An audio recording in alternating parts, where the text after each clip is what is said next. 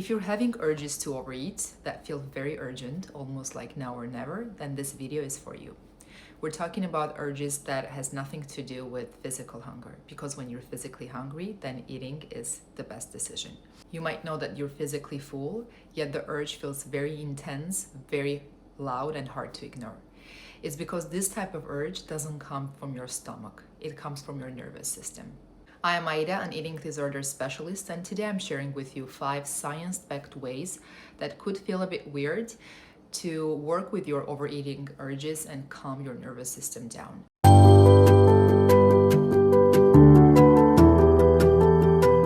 I want to explain something before we get to the tips. When the urge feels very intense, when you have an urge to eat something, your brain is not in the decision-making mode.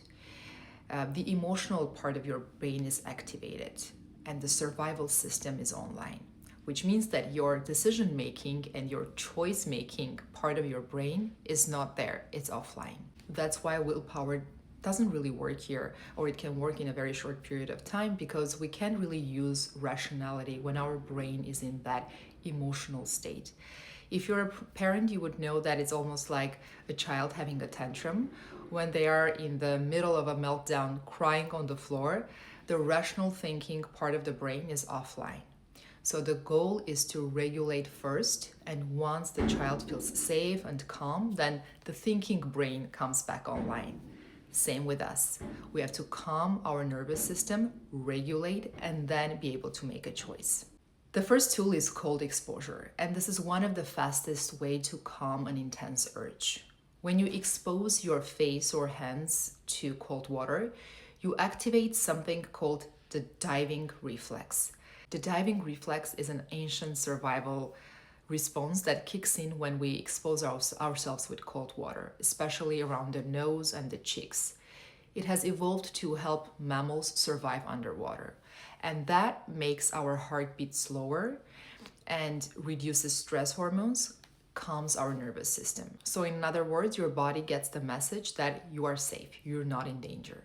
For example, let's say you're in the kitchen feeling the urge build up, and the urge feels very urgent. Instead of going straight to the food or trying to tug yourself out of it, you just pause for a second and you put your hands in an iced cold water for about 30 to 60 seconds. Or you can splash your face with cold water as well. You would often feel that the urge either disappears or it becomes less loud. And in this situation, you will be able to make a decision that comes from a conscious place. The second tool is breathing, but not just any breathing or not just deep breathing, because deep breathing, deep inhaling can actually increase anxiety for some people. But what calms our nervous system down is longer exhale. So try this with me. Inhale through your nose for 4 seconds and exhale slowly through your mouth for 6 to 8 seconds.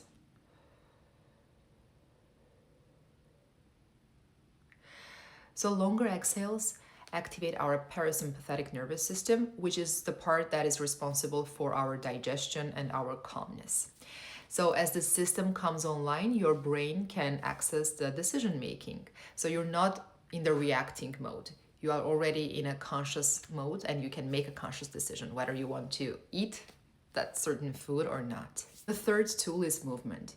Sometimes when the urge hits, our body gets into the flight or fight response, and our body wants to do something, wants to get the energy out. And if we don't, the energy might be discharged through food. For example, this can look like shaking your arms and legs for 30 to 90 seconds, or just pacing or walking for a few minutes. It can be just gentle, intuitive movement, whatever feels good for you. It could feel awkward, especially if you're around people, but who cares? You can go outside, breathe, and just move your body. Because if we are in an emotional state, emotion likes motion. You can just remember that to make it easier. The fourth tool we have is delaying the action with urge surfing.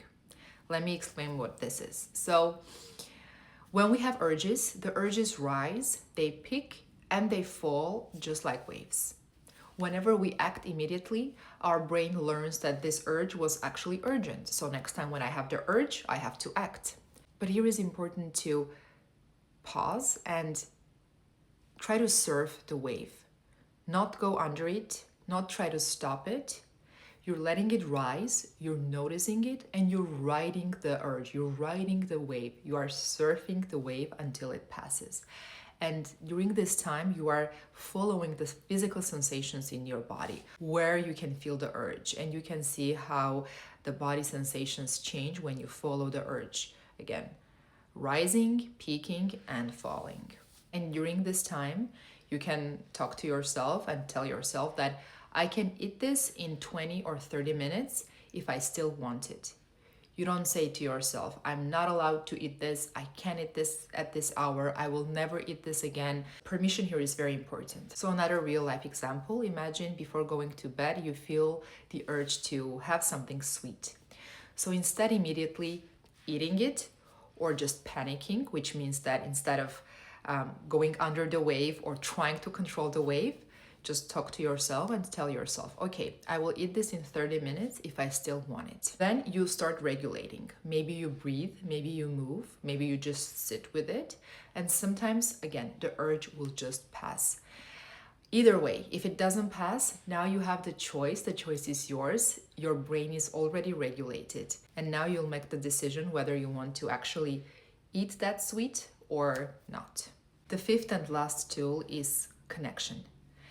Whether that's with a pet or with a human, we sometimes think that we should be able to go through these urges or dysregulations by ourselves. And we disregard how important connection with someone is. When you connect with someone who you feel safe with, your nervous system naturally regulates itself. So this might look like cuddling with your kids, or sitting closer to your partner, or texting someone, or calling someone you feel safe with, or playing with your pets. And while you're doing that, please don't talk about food. You don't need to explain the urge. You don't need to talk about the urge. Just be in that connected state with another being.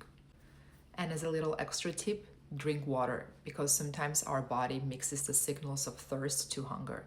So maybe we might just be feeling thirsty and our body is urging us to go for the food. So drink preferably warm water to soothe our system, but any water is fine. Know that you don't need to do all those 5 techniques or tools. Even one can change how you feel and how your urge unfolds. So I hope now when you have the urges to overeat, you won't think that something is wrong with you or you're lacking willpower or self-control. I hope that now you will see that it's most likely your nervous system asking to be regulated. I hope this was helpful. Thank you so much for being here and for watching this video. I'll see you on my next one. Bye-bye for now.